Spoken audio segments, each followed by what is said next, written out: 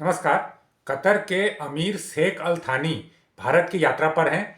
आज प्रधानमंत्री नरेंद्र मोदी से उनकी द्विपक्षीय वार्ता भी होने वाली है, जिस पर विभिन्न मुद्दों पर चर्चा होगी।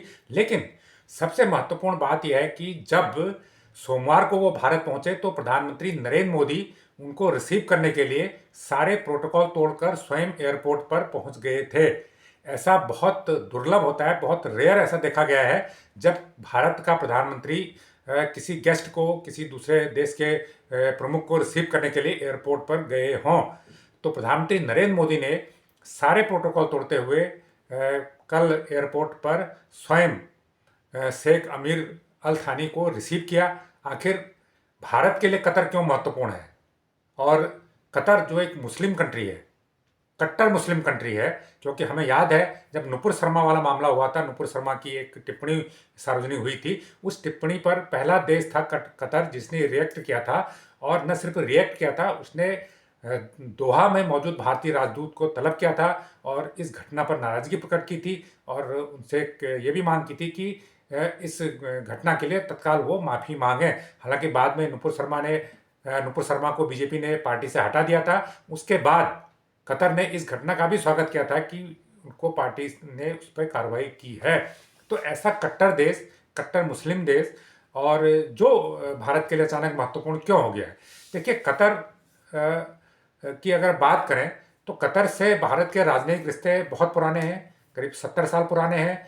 और वो रिश्ते जो रिश्ते बनते हैं वो कई मायने में होते हैं। एक तो आज अगर हम देशों के बीच के रिश्ते की बात करें तो पहला तो महत्व यह है कि अगर मोटे तौर पर तीन तीन पहलू उसके होते हैं। एक होता है व्यापार, दूसरा पहलू होता है वहाँ पे पीपल टू पीपल कनेक्ट, क्योंकि भारत एक बहुत बड़ा देश है, बहुत बड़ी आबादी वाला देश है और हमारे बहुत सारे लोग दूसरे कंट्री में रहते हैं, तो इस फैक्टर को भी ध्यान में रखना पड़ता है। और तीसरा महत्वपूर्ण है कि जो एक डिप्लोमेसी होती है, रिश्ते बनाकर जो एक डिप्लोमेसी की जाती है, दूसरे देश को संदेश दिया जाता है या कोई जनता को संदेश दिया जाता है, तीसरा महत्व इस बात का है।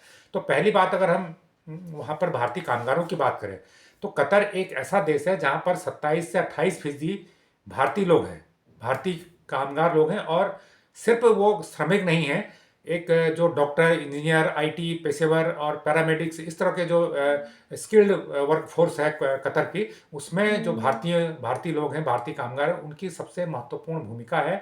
इस समय करीब 8.5 लाख लोग वहाँ भारतीय काम कर रहे हैं। तो जो कतर की पूरी इकोनॉमी है, जो कतर का पूरा सर्विस सेक्टर है, तो उसको भारतीय चला रहे हैं और भारतीयों की स्किल्ड वर्क फोर्स है वो उसको मैनेज कर रही है। तो हमारे लोगों के लिए वहाँ पर आगे भी बहुत ज़्यादा स्कोप है और अभी भी वो एक अच्छी स्थिति में है। तो सबसे महत्वपूर्ण बात तो यह है कि हमारे वहाँ पे जो लोग हैं वो अच्छी स्थिति में हैं, वो वहाँ पे वहाँ की इकोनॉमी को चला रहे हैं। आगे भी भारत के लोगों के लिए स्कोप है। ये एक पहला कतर का भारत के लिए महत्व है। दूसरे अगर बात करें तो जो कतर के साथ भारत का व्यापार है वो भी बेहद महत्वपूर्ण है। देखिए, कतर भारत को कच्चा तेल देता है, कतर भारत को एलएनजी देता है, कतर भारत को एलपीजी देता है। ये एक तो तेल और गैस की आपूर्ति करता है भारत को, और दूसरा जो भारत उसको निर्यात करता है, तो भारत की तरफ से खाद्यान्न जाते हैं उसको, जिसमें चाय कॉफ़ी से लेके चावल तक शामिल है। इसके अलावा ज्वेलरी है और भी बहुत सारी इंजीनियरिंग का सामान है, टेक्नोलॉजी का सामान है, वो कतर को भारत सप्लाई करता है। तो दोनों देशों के बीच में 12 से 13 अरब डॉलर का व्यापार हर साल होता है और इसके बढ़ने की लगातार संभावनाएं हैं। इसके अलावा कतर चूँकि एक तेल उत्पादक देश है, तो उसके पास पैसा बहुत है, उसके पास बड़े बिजनेसमैन हैं, तो वो भारत में इन्वेस्ट करना चाहते हैं, अभी भी कर रहे हैं, लेकिन उसको वो बढ़ाना चाहते हैं। तो कतर के जरिए भारत में एफडीआई आने की संभावना बहुत ज़्यादा है। तो इसलिए भी जो व्यापार तो है ही है दोनों देशों के बीच में, लेकिन कतर जो भारत में निवेश करना चाहता है, तो कतर इन्वेस्टमेंट एक बोर्ड भी बना है, तो उसके जरिए वो भारत में और निवेश की संभावनाएं देख रहा है। तो ये भारत के लिए बहुत ज़रूरी है। भारत में जिस प्रकार से मेक इन इंडिया को बढ़ावा दिया जा रहा है, तो इसमें भारत चाहता है कि बाहर से बड़े बड़े प्लेयर आएँ, वो भारत में इन्वेस्ट करें, ताकि यहाँ पर जो मैन्युफैक्चरिंग है वो बढ़े और इससे भारत की इकोनॉमी को बूस्ट मिले और भारत में रोजगार का सृजन हो। तो ये भी भारत के लिए महत्वपूर्ण है कि कतर भविष्य में भारत में बड़ा निवेश करने का इच्छुक है। तो ये जो व्यापारिक और वाणिज्यिक रिश्ते हैं, ये उसका दूसरा पहलू हो गया। अगर हम तीसरे पहलू की बात करें तो देखिए, कतर के साथ जैसे कि हमने बताया कि कतर एक कट्टर मुस्लिम कंट्री है और भारत एक हिंदू हम एक धर्मनिरपेक्ष देश है। लेकिन जैसे मोदी सरकार की छवि रही है कि वो एक कट्टर हिंदुत्व को पर काम की नीति पर काम कर रहे हैं, इस तरह की बातें आती हैं। तो उस हिसाब से देखा जाए कि एक देश जहाँ पर आप कहते हैं कि जो पार्टी की सरकार है वो हिंदुत्व को पर फोकस करती है, हिंदुत्व के सारे चुनाव जीतती है, और एक देश जो कट्टर मुस्लिम है और जिस पे ये भी आरोप लग रहे हैं कभी कभी कि वो आतंकवाद का परोक्ष रूप से समर्थन भी करता है, तो उसके साथ भारत की ये दोस्ती ये दिखाती है कि किस प्रकार भारत अपने राजनयिक रिश्तों को मजबूत कर रहा है और किस प्रकार जो हमारा एक पड़ोसी देश है पाकिस्तान, जो हमारे लिए हमेशा चिंता का कारण बना रहता है, जो भारत में आतंकवाद को बढ़ावा दे रहा है, तो जिससे परोक्ष रूप से ये भी माना जाता है कि बैकिंग रहती है। एक दौर था जब पाकिस्तान को कतर की बैकिंग रहती थी, लेकिन जो जो भारत के रिश्ते कतर के साथ मजबूत होते गए तो भारत ने उस बैकिंग को तोड़ दिया।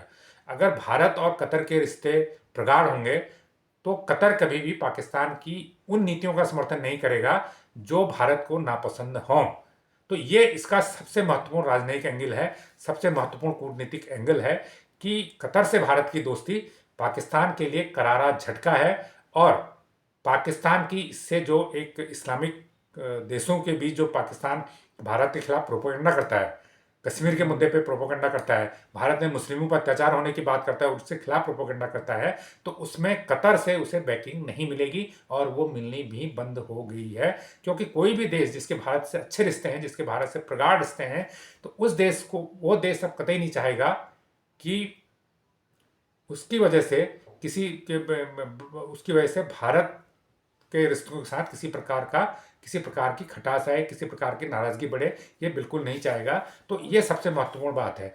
यहाँ एक बात और भी महत्वपूर्ण है कि भारत और कतर के रिश्ते के इधर हाल में किस प्रकार से महत्वपूर्ण हो रहे हैं और किस प्रकार से प्रगाढ़ हो रहे हैं। देखिए, आपको याद होगा कि 2023 में ये घटना हुई थी कि कतर में 8-9 से पूर्व नौसैनिक जो थे वहाँ पर जो काम कर रहे थे किसी कंपनी में, तो उन पर कुछ आरोप लगे थे, जासूसी के आरोप लगे थे। अब वो आरोप सही थे या नहीं थे, जो भी था, लेकिन एक निचली अदालत ने उनको फांसी की सजा सुनाई थी।